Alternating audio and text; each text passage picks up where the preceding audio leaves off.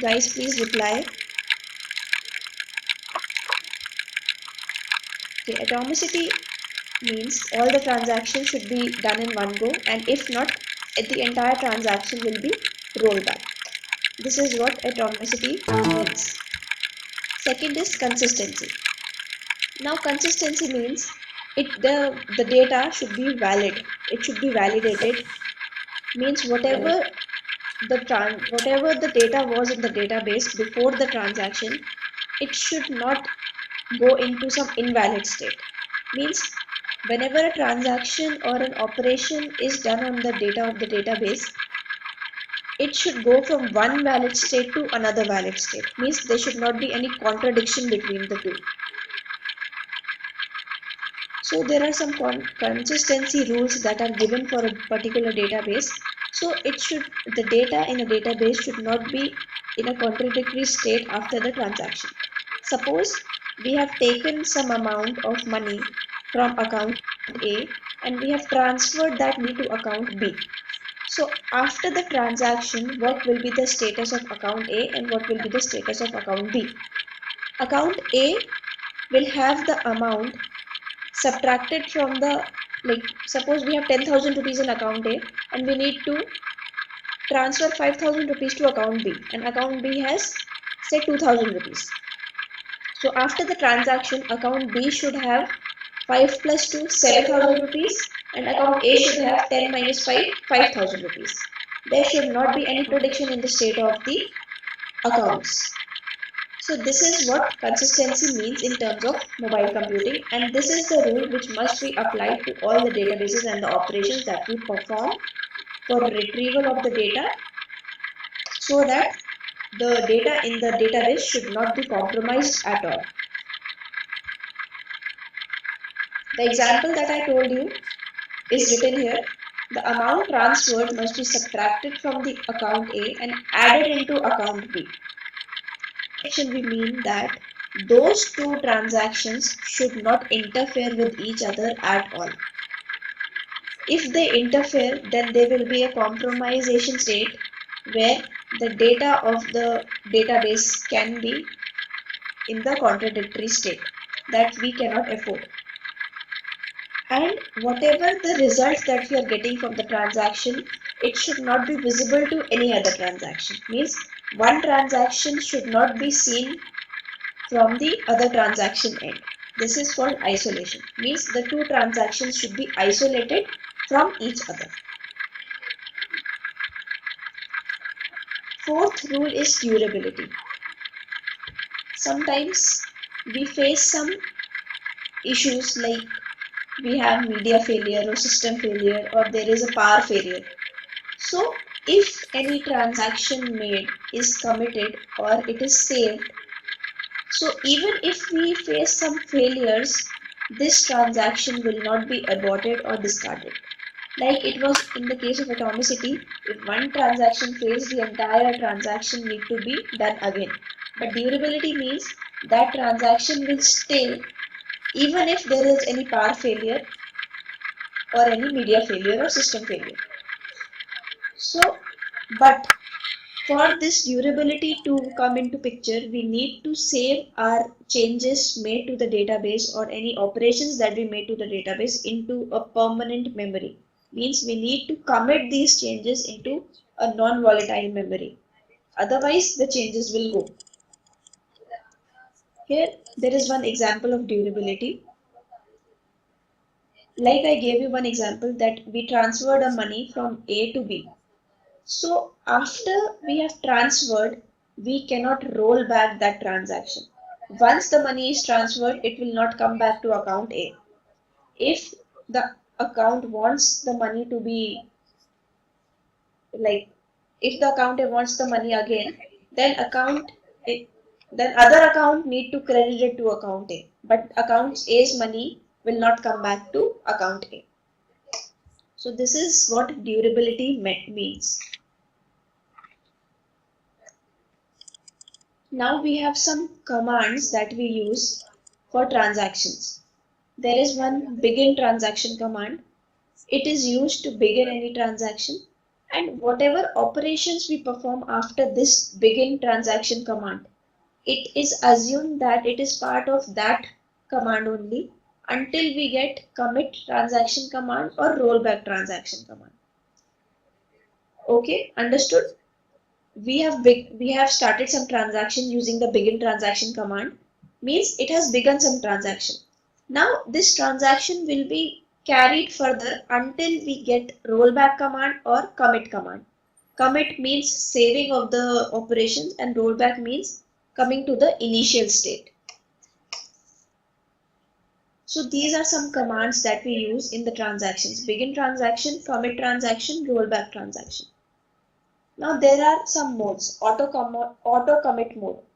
If we set this mode to 1, it means that the transaction will be finished completely even if we get some error in between. It will not look for errors, it will directly complete the transaction even if it get errors. But if we set it to 0, then it will be stopped wherever we get an error. So this is what auto commit mode is used for.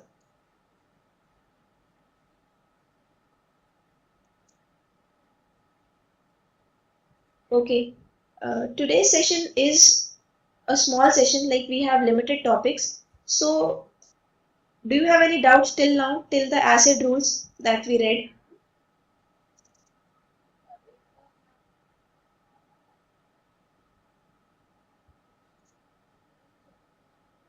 Please reply with a yes or a no. At least I should know that you people are getting or not.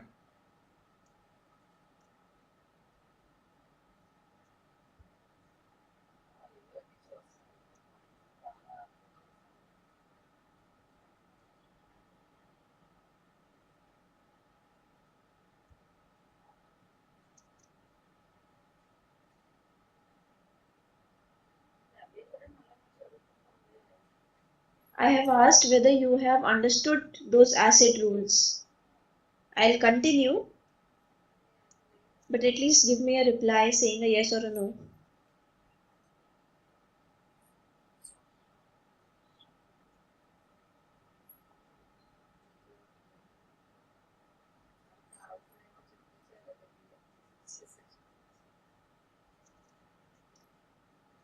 Okay, fine, nobody is replying.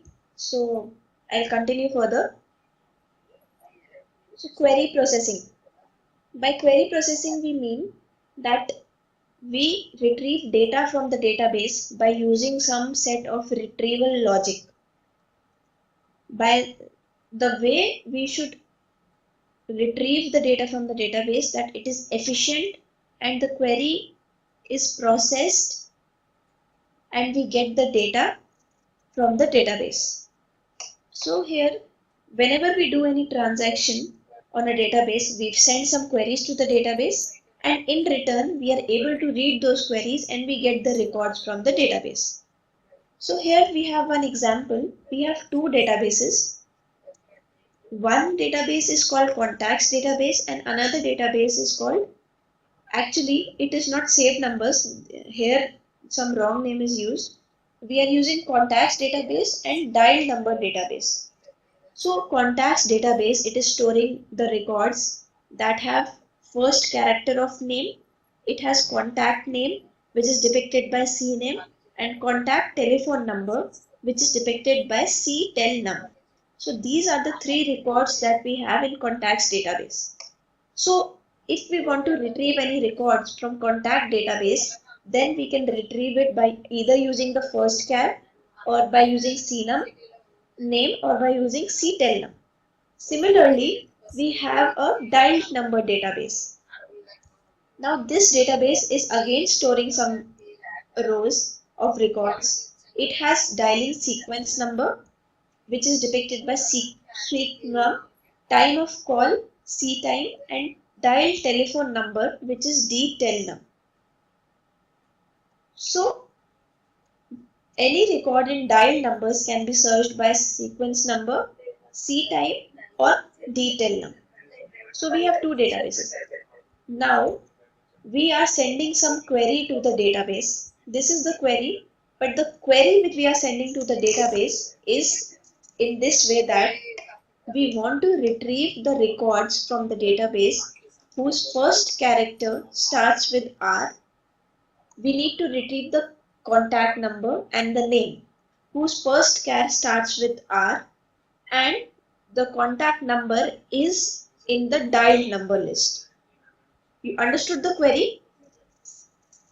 We need to retrieve the record. We need to get the name and the telephone number where the name's first character is R and the contact number is in the dialed numbers list.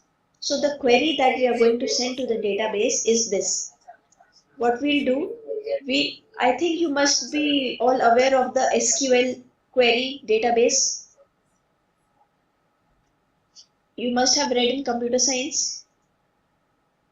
So this is the query. We are using select query. So what we are doing, this is C name and C telnum. They are the records from contacts database. Okay. So what we'll do here, we'll select C name and C telnum from contacts and dial numbers, where C telnum is a common field in both the databases. And then we'll put a condition where the contacts first char, means in contacts the first char, it will check the first char wherever it is R, it will filter those records. Where first char should be R and contacts C telnum is equal to dialed numbers D telnum. So whenever we'll send this query to the database, we'll get the records that we are looking for.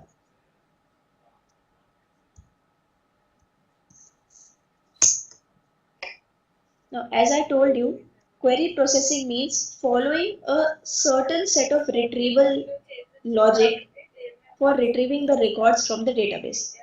Now, this processing of queries, it needs optimization of steps for query processing.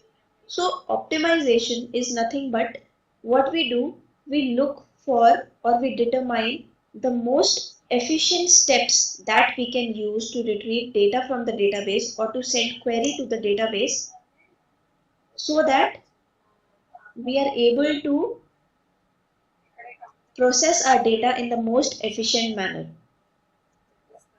So as we can see here, we can use any execution strategy which makes our retrieval of data or query. See, whenever we send any query to the database, we look for steps which are most efficient. So query optimization is that thing only. We can do query optimization in two ways. One is cost effective method and one is some heuristic method. So when we optimize the query, we are making our retrieval of data from the database efficient.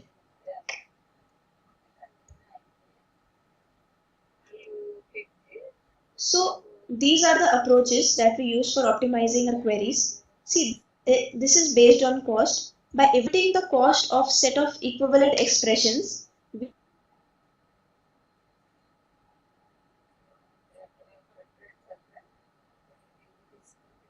optimize queries. And one is this view in which we follow some steps. What we do, we perform the selection step and the projection step as early as possible so that we can eliminate the duplicate data.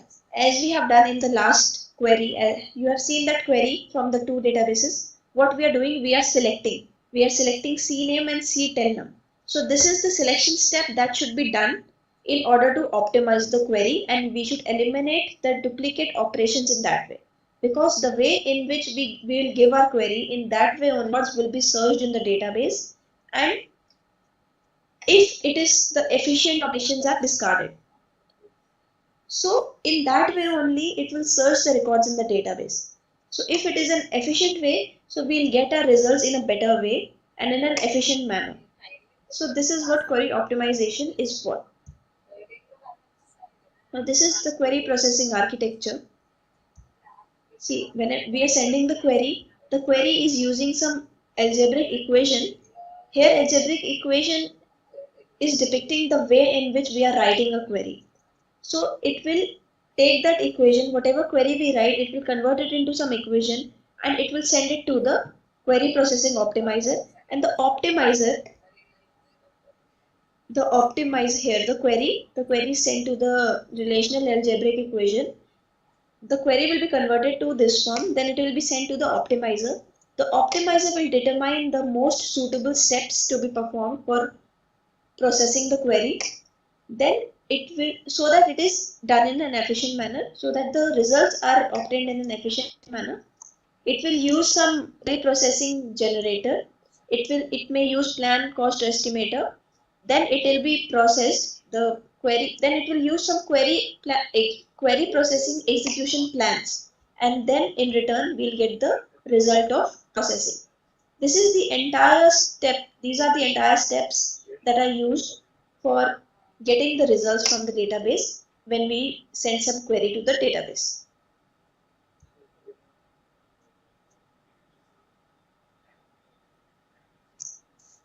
Now, whenever we are performing some transaction, in between the transaction we may face some problems. Like we are in between some transaction, we have not saved it, and in between some failure has occurred. So that transaction will be, it may be halted or it may be completely lost. So there are some reasons why these type of issues occur. There can be a media failure. You are searching something on the net and that is not available, or something got crashed. So media failure occurred. There is system failure. Your system got crashed, your system got stopped, or due to the power failure your system got shut down. Transaction abortion. Due to some problem your transaction got aborted. Suppose you are making some online payment, and due to the slow internet access or something, you were not able to make your payment. Or what happened, you made your payment. Suppose you are booking a bus ticket, you booked your seat, you made a payment, but at the end you're getting a page stating that your ticket was not booked. So this is the transaction that got aborted. Data destruction due to intentional attacks, or data destruction due to unintentional attacks like carelessness or something. You did something on your system, but you failed to save it, but you like forgot to save it, and you closed your system. So that may be an unintentional attack. So these are some of the reasons which may lead to the loss of data, and in that case we may need to recover the data from the database. Here this loss of data means the loss of the database. These are some more examples in the cases where the data is lost. Like I told you some examples previously, these are some more examples. Like data may be destroyed due to the destruction of physical media, or there must be some errors, or transaction may not materialize, or there may be loss of the main memory completely due to some system error, means hardware or software issue. So these are some of the problems that may occur, and we may need to recover the data in those cases. So there are some so we saw some cases in which the data may be lost. So in among those cases, there are some cases in which we cannot recover data. So these cases may be in media failure, we cannot recover data on our end. Then in intentional attacks or in some physical media destruction, we cannot recover data by any means. But there are some data recovery possible in other cases like power failure and all, we can recover data. Like this is some example.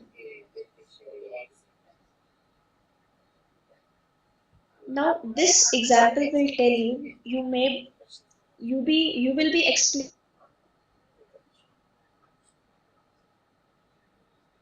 about what exactly happens when some failure occurs. So here, suppose we have a transaction which we started at time t0.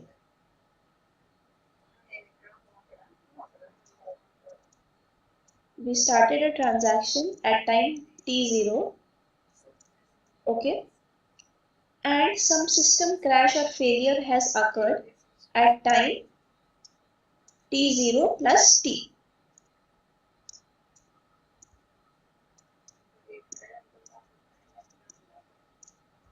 this was the encountered a system crash or a failure.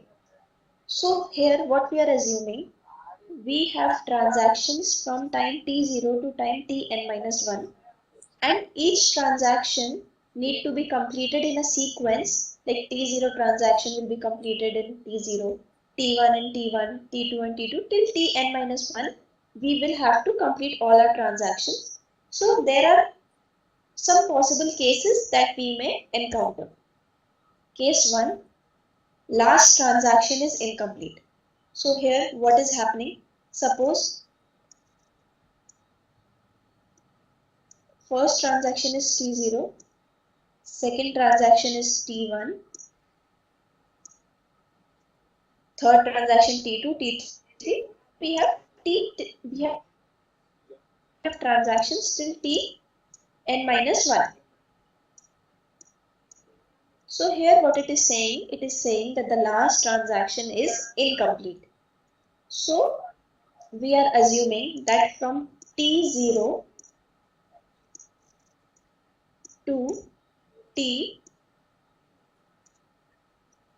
I minus 1, the transactions got completed, and the last transaction, that was Ti minus 1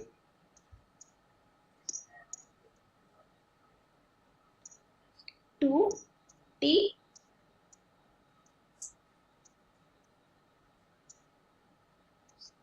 See, this was this Ti minus 1 to Tn minus 1, we are assuming it is the last transaction, and T0 to Ti minus 1 means from the starting till the second last. These till T0 to Ti minus 1, they all got completed, but the last transaction, small part Ti minus 1 to Tn minus 1, it is incomplete. So this last transaction will be aborted. Here atomicity rule will come into picture. It will abort this transaction, and we need to perform this transaction again. Got this point about the last transaction incomplete?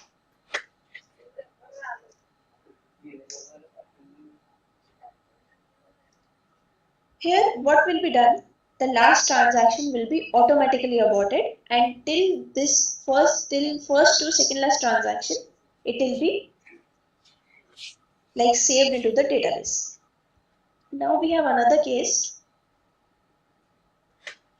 Initial and last transactions are incomplete. Similar, see, here also in the second case also we are assuming this case only, that the transaction got started at T0 and the crash occurred at T0 to T0 to capital T. So here now we are having first transaction as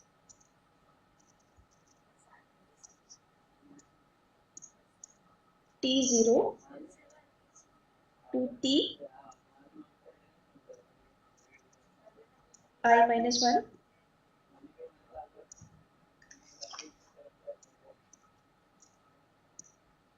and we have last transaction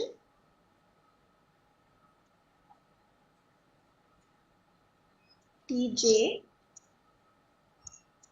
to Tn minus 1.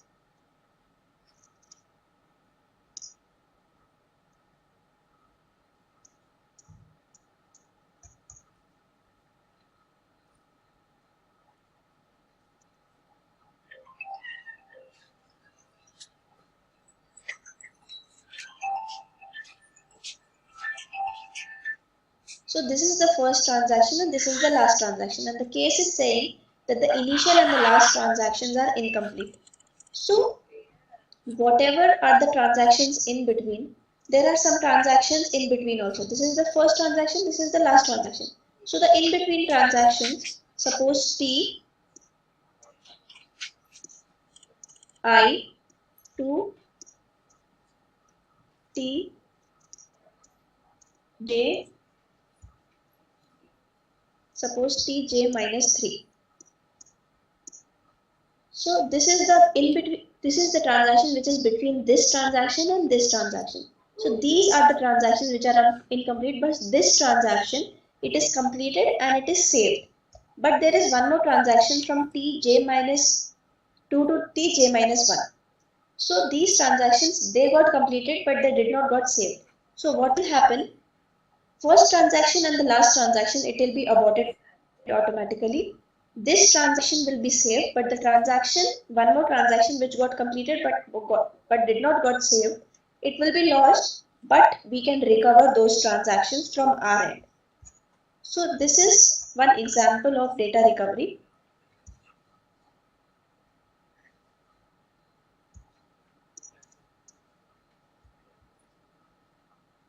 Have you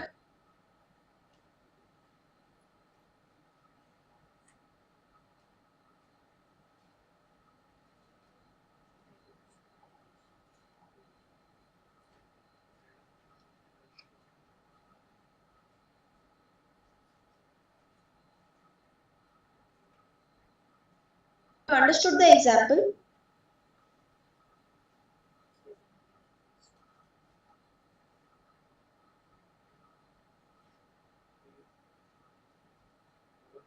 One more topic.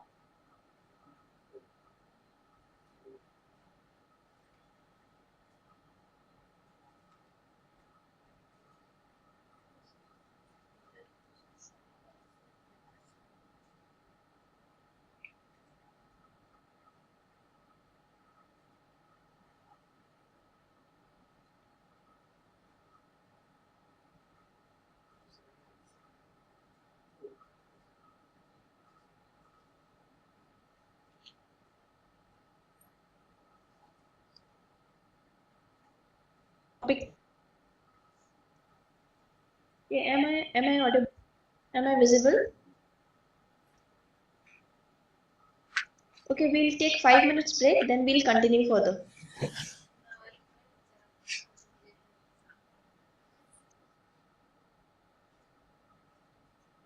So this architecture has a recovery manager. This recovery manager, it ensures atomicity and durability of the data in the database. By atomicity, we mean that whatever operations are there which are, say, not committed or they are aborted, it will remove those operations and it will log them into a log file. And it ensures durability also, which means that whatever transactions are committed, they will not be affected by any kind of failure. So as you can see here, the transaction commands are sent to the recovery manager. The recovery manager in turn fetches those commands and sends it to the database manager. Now the database manager processes those queries and keeps it into the database buffer. The flush commands are also sent to the recovery manager. Commands are sent so that recovery manager sends them to the database manager, and whatever data is there in the database buffer and the transaction commands, whatever buffer data and transaction commands are there, they can be stored in turn, they can be stored into the secondary memory. So this is the operation that is performed by this architecture. This ensures atomicity and durability. Then some transaction commands are sent to the recovery manager, which in turn is sent to the database manager. The database manager processes those queries and whatever the commands are sent. And some flush commands are also sent so that the data, whatever is present in the buffer and the logs and whatever data is present after doing operations, it should be stored into the secondary memory so that whenever some failure or something occurs, we are in a position to recover the data from the secondary memory. Now whenever the operation is done, the recovery manager, it detects the result and it then recovers the data after the operation, after the result of the operation.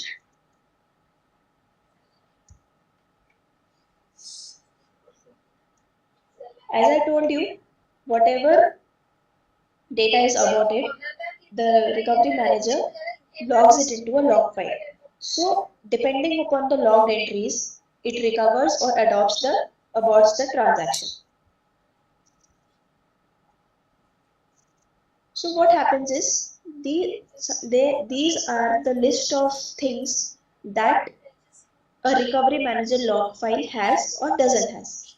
So it is in this manner. Sorry, each like anything that any operation that we are performing so for updating the records like insertion, deletion, addition, whatever that sort of instructions that we are performing, those instructions are logged. Read instructions, they are not logged. Log files, they are stored in separate storage medium. Okay, they are not stored with the buffered data or something. They have their separate storage medium. As you can see here, there is a separate storage memory for log file, and this is the secondary memory which will be storing the buffered data and all after the operations. So, and logged entries, after we have got a stable database, those logged entries are flushed out. Like they are no more required, so they are removed. Now, logged entries, these are the things that are present in the logged entry fields. We have the transaction type, what type of transaction it is, whether it is a begin transaction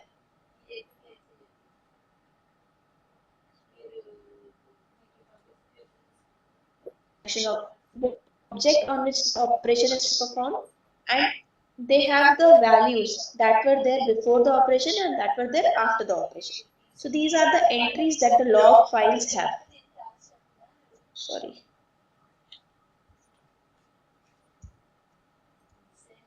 Now one thing is called checkpoint based recovery.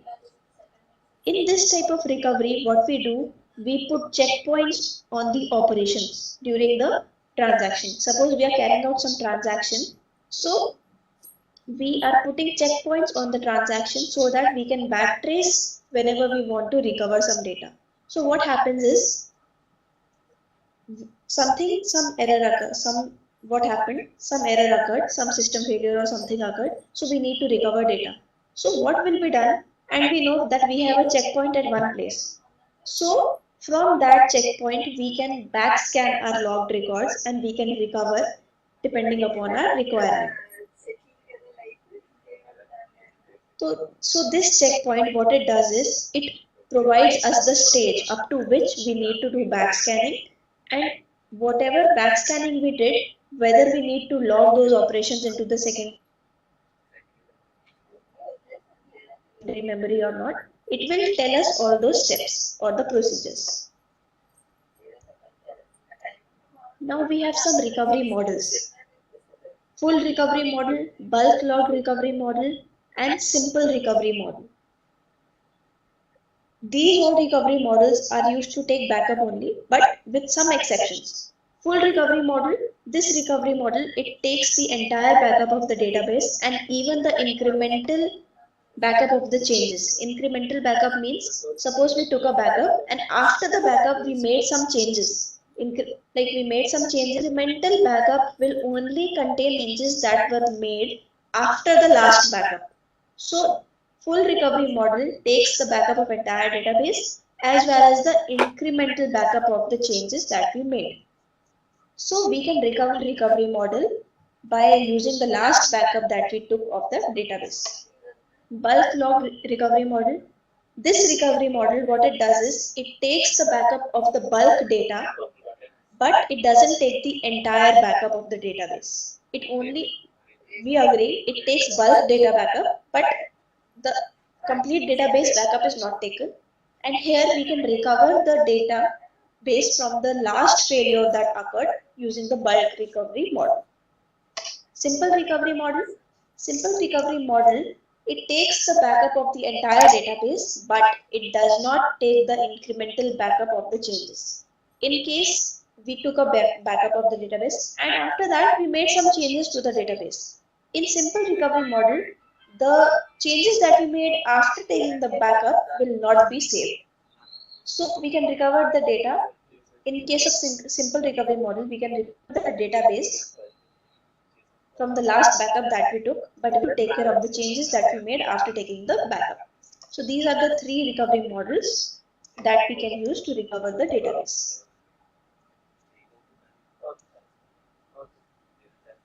This is the summary of our session. We talked about the rules that we must follow during making any transaction. The rules are atomicity, consistency, isolation, durability. Atomicity means indivisible unit. Consistency, in case of atomicity, if one transaction fails, the entire transaction needs to be done again. Consistency, the data should not be in the contradictory state before and after the transaction. Isolation, if we are doing two transactions, they must be isolated from each other. Those two transactions should not interfere with each other. Durability, if suppose we have done some transaction and in between some system failure or something occurred, if we have saved that data, so that data will stay in the database, and if at all we have not saved, we are in a position to recover that data if it is curable. Query.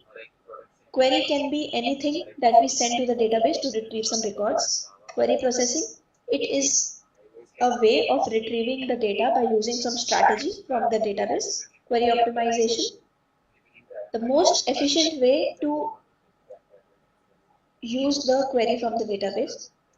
The most efficient way to send the query to the database and in return to get the data from the database. Then we had data recovery models. We had full check based data recovery, then we had bulk database recovery, then we had simple data recovery. In full in full data recovery, we are able to take the recovery of the entire database and even the incremental changes also. In bulk recovery, the entire database the entire data is not taken, but only the bulk data backup is taken. In simple database, we are able to back up the entire database, but the incremental changes we cannot back up. Then we have checkpoint, we have recovery manager. As we saw, it takes care of the atomicity and the durability. It sends the transition commands to the database buffer and even the flush commands so that we can save the database operations whatever were done and the data to the secondary memory, and the log files are stored into the different secondary memory. Then we have checkpoints. We can keep checkpoints during our transactions so that whenever we want to roll back, we want to go, we can use these checkpoints and we can backscan. Then log fields help in recovery. Okay, this was the end of the lesson. Today's topics were limited, so I completed very early, I guess. If you have any questions, you can ask. If you want, I can go through the slides again. You can go through these and you can ask questions.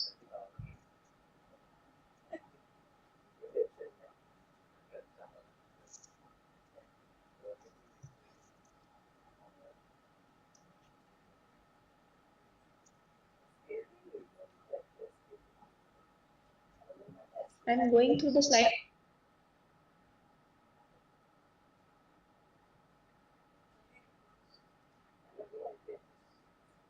One by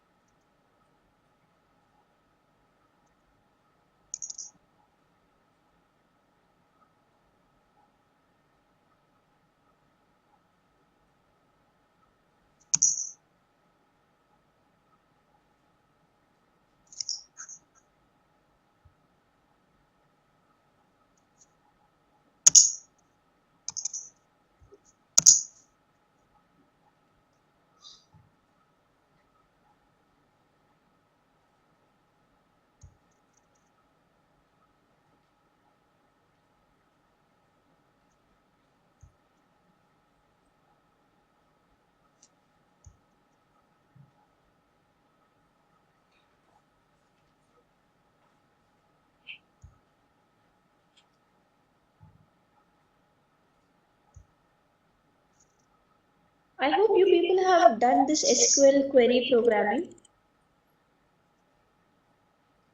in database.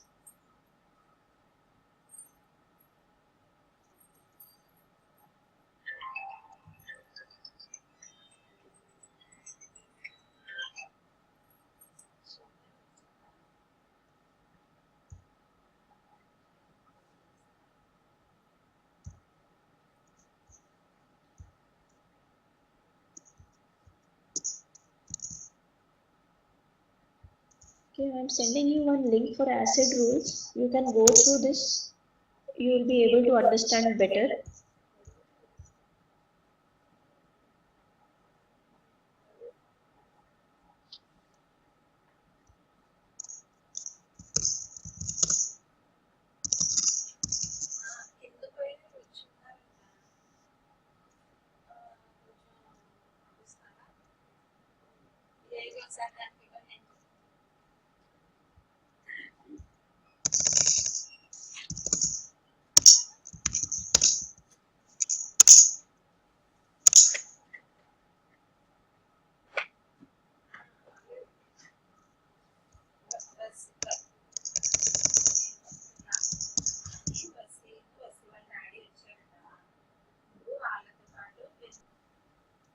Okay, this is one more link for recovery models. You will have a better understanding on that. You just need to go through it once.